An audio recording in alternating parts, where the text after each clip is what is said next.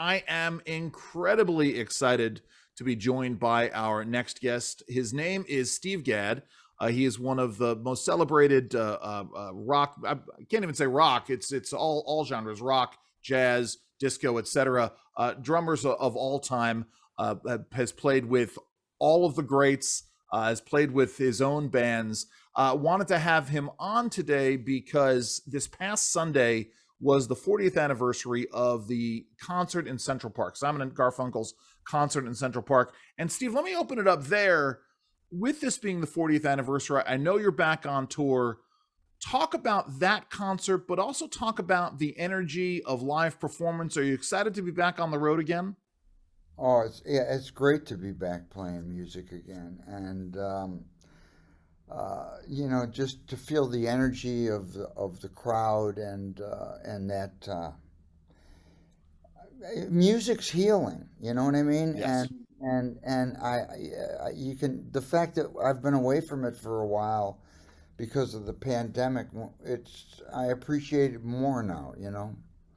Yeah, without a doubt. But so talk about this. I mean, talk about this concert in Central Park. You had played on on Paul Simon's, on several of Paul Simon's albums. We're going to get into. I want to ask you about One Trick Pony in a couple of minutes.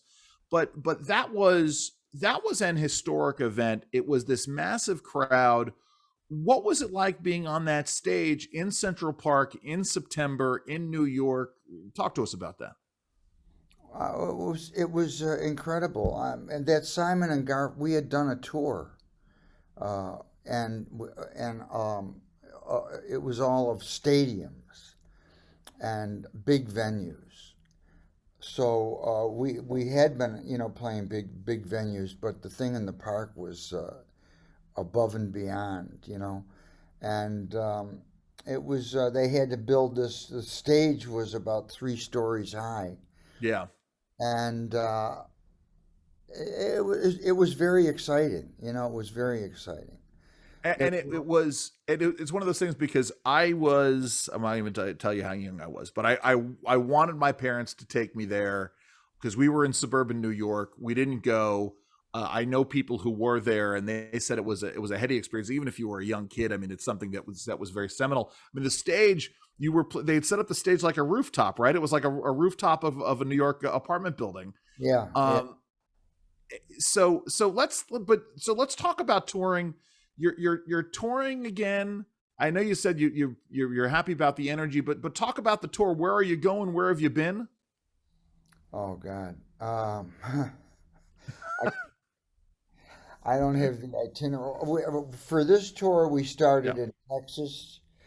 We did, Fort Worth, Houston, Austin, and then we flew to, God, where do we fly to? I can't even remember. We did Well, what? Nashville. We've done a lot of the places where the numbers for the virus are pretty high. Sure. But we've been being careful. I mean, I can get the itinerary out and tell you No, no, exactly. no, no. You don't have to do that. But I wanted to ask you about New Orleans and All right, New and Orleans and we did. Nashville. You grew up in Rochester, New York, and Nashville and I mean Nashville is obviously Music City, USA, and New Orleans is a jazz town. What was it like, the first couple of times you played in cities like Nashville and I know you were with the U.S. Army Band at Fort Meade, so right in our backyard in Maryland. But talk to me about playing in places like Nashville and New Orleans for the first time. Um, well, I mean, I had played those cities, years ago, but Yeah, yeah, I mean, they're music capitals in their yeah. own way. So it's exciting. You want to make a good impression when you play these places. Um, in New Orleans, I like the thing about New Orleans is you can walk down the street in the French Quarter during Jazz Fest at night, and there's a lot of live music going Oh on, yeah. and I can just sit and watch a lot of the drummers playing in these clubs, and they all got some kind of special thing happening because they grew up in where they grew up, you know. Well, something, and it's interesting. I think folks would benefit from hearing. I mean, you started playing drums at a very young age. You had a natural talent for it, but talk to us about what was it? Your uncle who played and taught you how to play. Tell us about that. Well, I mean, yeah, he sort of noticed that I had a thing for drums because I was hitting everything in sight when I was a kid. And so he sort of channeled that energy, and he had been a drummer in high school. Okay. So he showed me how to hold the sticks, got me a pair of sticks, and we'd play together along with listening to John Philip Sousa marches, Okay. and we'd play, on little pads, and we'd play together, and it was great. And it was nice. The time that spending with my uncle was great, and the family. This was before TV, so this was the family entertainment too. Okay. After dinner, we'd put the music on, we'd sit in the parlor, and my uncle and I would play, and they would listen, and sometimes my dad would play a little bit. You know what I mean? It was like a great hang. Sure. Well, and it's funny because those are the moments you cherish. I mean, it's so I don't. I love music. And my listeners know I love music. I like all kinds of music. I mean, it's a very diverse and eclectic taste of music. But I can't play anything worth a damn. But what I have been able to pass along to my kids is a real appreciation for music, and both of their musical tastes are rather eclectic in that way. So I can sit there and have these lengthy conversations with my younger one, for instance, about the Beatles or Joni Mitchell or whomever. And it's a way. Last night, as I was telling you before we came on the air, we were playing Scrabble, and we were listening. We just decided to put on Rubber Soul and listen to that for the first time. Hadn't listened to that together in a while. And then went on and listened to Abbey Road. It was so much fun. Let me ask you about this. I mean, did you get this the less is more approach to playing? To playing the drums. Did you get that from your uncle? Is that just something you developed over time? How did you come to that? I think that you develop that over time. You know what I mean? It's like because when I was younger, it wasn't necessarily the less is more approach. You know what I mean? I was Sure. young and hungry and energetic, and for a while, like every time I played, it was like the last time I was ever going to play. So Uh, I got all my licks in, you know what I mean? But over the years, having the opportunity to record and hear things back, you learn how to inventory your own playing, and sometimes things that you think are going to be exciting and good musically for a recording you end up being a little bit too much. But at the same time, maybe in a live situation where there's visual and stuff, it sure. it could it could be okay because you're trying to share that energy with people on the bandstand. But when you're just listening back to a recording, a lot of times, the simpler you are, the more cohesive and the more comprehensive it is to hear. It, is this why? And not that we're going to cast aspersions on the late Keith Moon, but do you think this is sort of what Pete Townsend was getting at a couple of years back? He did an interview where he was talking about sometimes his frustration with Keith Moon's drum playing, and that it was it was a little hard to follow and keep time. Do you think that's what he was referring to? Um, well, yeah, I mean, yeah, you probably, Okay. it's like Keith was like energetic, and they were young, and it's hard to control that kind of energy, Sure. and that Sure. kind of, if you got, if you have something that you want to say on the instrument, and you're young and hungry, and there's people watching. I mean, it's like sometimes your own excitement and ego can get in the way the music as a group. You understand what I'm saying? It's yeah, absolutely. Because I'm thinking it's like you put say Keith Moon and Ginger Baker in one category, but then you put you and Hal Blaine in another category, right? There's not the all four of you are great top tier, the greatest drummers in music. But there's a decided difference in your approach to the music and what you contribute and how. I mean, is that, would that be a way of putting it? I think that I think you could compare me to Keith Moon when I was younger and the way I approached and the energy I put into it. And we were, similar ages Yeah. but like my I was able to do a variety of different kinds of music and record it and hear it back, so I was able to learn through trial and error, what worked and what didn't work. And that's actually a perfect segue into what I wanted to ask you next, because you played on three seminal tracks from the 1970s. I mean, I think three tracks that can accurately sum up what the 70s was about musically. I mean, we're talking, Paul Simon's 50 Ways to Leave Your Lover, Steely Dan's Asia, and then The Hustle by Van McCoy. You talk about the 70s as that time of musical change, but also what you're just talking about how that shaped your experience and your approach to music, playing on three very different tracks.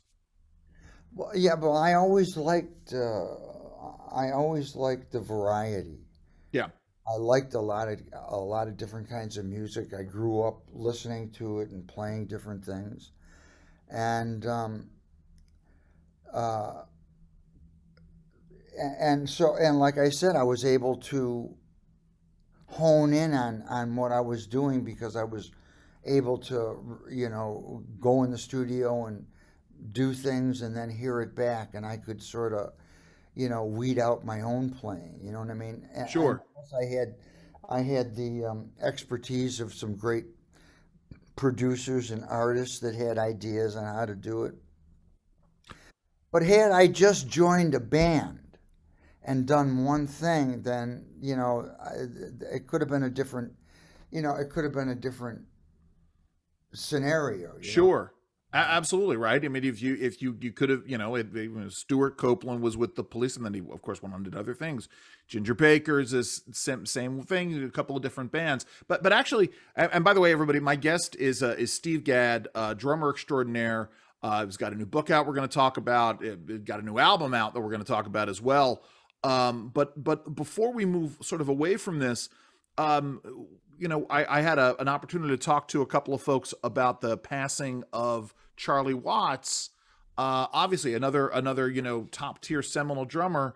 Do you have any thoughts about Charlie Watts's career, or anything you want to say, sort of in memoriam to him, about him?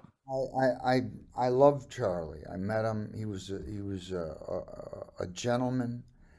I liked the way he carried himself. He was meticulous. And he was a family guy. I know he'd been with his wife for from the since they were kids, and he had kids and grandkids, and Charlie was I didn't know Charlie that well, but I had met him Mm-hmm. and heard stories about him. But like he was he was an essential part of that band when those guys were growing up because Oh yeah. he had like a like a jazz kind of attitude, and he seemed to have you know his ego was more intact than the guys that were in front of that band. You know what I mean? So he had like a stability or a groundedness, I think, that helped those guys like go through all of their things and still end up and landing on their feet. You know what I mean? Sure. They all had something special to add to that band. You know what I mean? Without a doubt. So listen, turning to some of your other work with Paul Simon, because I'm a huge fan of that work. You did an album that is, I think, underrated and not talked about enough. You played on all the tracks of Paul Simon's One Trick Pony. Two of my favorite tracks, obviously Late in the Evening, which is on near constant rotation on whatever music player I happen to have, and then Stranded in a Limousine is one that I love listening to. Um, uh, what do you remember from the recording of that album, if anything? Um, well, yeah, it, we did a lot of recording back in those days with Paul. You know, we did a lot of different projects together. But yeah, I remember Late in the Evening, and I also remember Stranded in a Limousine, where I was playing on my, doing things on my, you know, using my hands on my legs to get, Okay, and just my foot on the floor. It was like, okay, so, you know, that was, I remember that. I had a lot of fun, you know, recording with Paul. It was challenging. He was constantly looking for something new, new sounds, new, you know, he he, you know, once he had done something, he didn't like to go back, and he liked sure. to do something different. You know what I mean? He was Yeah, constantly, absolutely. Why do the same thing over and over again? What's the fun in that? I totally understand that. And that, Late in the Evening is an up tune. I've had a lot of fun watching you teach the drum parts of that. That's, I guess, a variation on a rhythm called the Mozambique. Am I yeah, right there? right. Yeah. I mean, again, as someone who doesn't play, it's fascinating to. And I'm sorry. And you play it with four sticks. I did that because I wanted it to sound like a section of, Sure. you know, more than one guy playing. That's So, fantastic. So you've got a new album out. And by the way, as I said, we're talking with Steve Gadd, one of the greatest drummers of all time. It's called Live at the Blue Note Tokyo. My favorite track is this track, Timpanogos, I think is how you pronounce it, which is uh-huh. again in that vein, that Latin vein of Late in the Evening. Tell us about the album. It came out. You can find it, guys. You can find it anywhere that you're getting your music online. It's terrific. But talk to us about it. Well, during the pandemic, you know, what I was working on was the book that we'll talk about, and also there was a live recording of a show we did in Tokyo at the Blue Note before the pandemic started.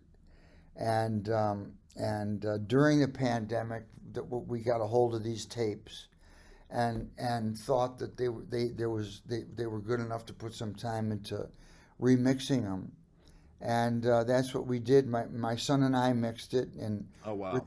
Rich Bream mastered it, and it was the band was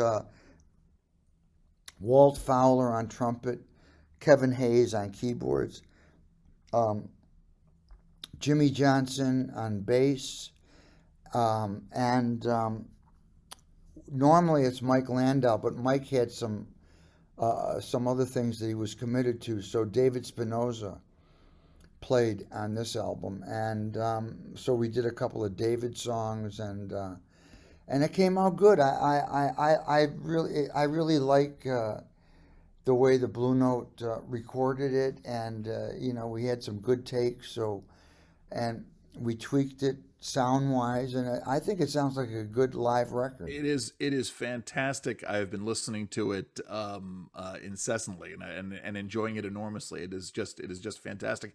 It's interesting because I went back, and when you were with oh good lord, the Manhattan Jazz, I want to say quintet. Right. You did an album called The Sidewinder with them, and The Sidewinder is one of my favorite jazz tunes of all time. Just so fantastic. I've listened to both the album version and seen some live performances of that are on YouTube. There was a great. Did you ever play? Have you ever played at a jazz bar down in Florida in a place called Grayton Beach, a place called the Red Bar? No, Ah, it's too bad. I Uh, Sorry, go ahead. is it still there? No, unfortunately, it burned down a couple of years ago. It was this club in the middle of nowhere, this restaurant owned by two Belgian brothers in a town called Grayton Beach, which is situated in the wilderness halfway between Destin and Panama City. and you get out to this funky beach restaurant, and they had this fantastic jazz band there. You would get, musicians from all over the country coming in. And I heard the Sidewinder the first time there. This is 25 years ago, and it was just fantastic. Let me because you referenced it. You've got the new book out, Gaddiments, along with an accompanying video series. It's available from Hudson Music. We'll put the link up on the Andrew Langer Show page on Facebook. Talk about the book and working on that and the video series. I mean, and actually talk about it, but also talk about, you've always had a commitment to drum instruction and teaching people how to play the drums. This goes hand in hand with that, and always through the context of Hudson Music. So talk to us about that. Well, it was during the pandemic, and I ended up with more time off than I had had. And Sure. and what happened was I wanted to I liked the time off, but I didn't want to just be sitting and not using my hands. So when work came back, I wanted to stay in shape. So I started practicing, and the way I practiced, I got these sticks with Nice. rubber tips. Oh, yes. So I had them. Like I said, I had them laying around the house, and I could, like even this morning when I woke up before I had coffee or anything, I just did a little bit of playing. That's what I did when I was a kid, Okay. and and I was in drum corps too when I was a kid, and I wrote parts, and I always had a love of the rudiments, and in drum corps, when you write parts, you're trying to use all the rudiments, and Yeah. you're trying to be creative with them. So you're looking for new applications. That's when I was in drum corps when I was a kid, and then I left that to go on to learn, to go to high school and college for music, different kinds of music. And during the pandemic, I went back to the rudiments. It was just, on a table. And the more I got into it, the more I started discovering new things that after all these years, there's new, Wow. and and um, and I was excited because when you experience these things, you want to share them with people. You know what I mean? Yes. It, Yeah. the drummers are like that, man. They want, and and so I wrote them down, and we got a book, and I'm still coming up with these things. I want to do another book because it's I know I've been playing all my life, but these are stickings that I never Sure. I never did before, and they're challenging, but they make sense musically too. So I'm enjoying it. I'm enjoying the That's process. That's fantastic. As I said, the book is Gaddiments. You can get it from Hudson Music. We'll put the link up on the Andrew Langer Show page. Steve, before I let you go, I mean, let's talk about this. You're on the road. You're off the road. Who are you listening to? I mean, who's in when you're listening to music? What's in heavy rotation? I don't know if you have an MP3 player or your phone or whatever. What all are you listening to? A lot of the time I'm listening to things that I have to learn for the road. Things projects that are coming up, or things that I've been working on. And but when I listen to old things a lot. I like Sure. one of my there's a Stan Getz album with Oscar Peterson. Okay. There's no drums on it, but those guys, Wow. the groove is so strong. Um, I love that. I love Ray Charles. I listen to Bob Dylan. I listen to a lot of the stuff my wife puts on because Okay. a lot of times I'm listening to things that are involved with work, and she's listening to things that she just likes to listen to, like Sure. Otis, Aretha, like all the Stevie Wonder. Absolutely. I go to those kind of things, and then I refer to her to listen to new things that I haven't heard because she's always on top of that stuff. Or guys in the business will recommend something for me to check out. So those are the things I kind of listen to. Is there anybody you didn't get a chance to work with, or you haven't had a chance to work with, that you want to work with? Anybody? Because I mean, you've worked James Taylor, you've worked with Eric Clapton. I mean, the list is near endless. Anybody that you would have wanted to have worked with, or that you still want to work with? I love, I love music. So, Yeah, and every time I get an opportunity to work with someone that I haven't before, it's exciting. It's a learning situation. I don't really think about guys that I hadn't played with sure. but you know what? One guy that I always loved that I never had the opportunity to play with was Prince. I thought Yes. he was a really great artist. And I think, and I suspect Prince would have dug your drumming in a big way. Not that I knew Prince personally, obviously not, but I get that sense. I knew such a unique talent. Again, in terms of the diversity of the music that he was into. Yeah. Steve, listen, I know your time is valuable. Thank you so very much for joining us today. It's been a privilege. Good luck to you on the road. Stay safe, sir. All right. You too, Andrew. Thank you. Take care. Tell Charlie I say goodbye. I will absolutely do that.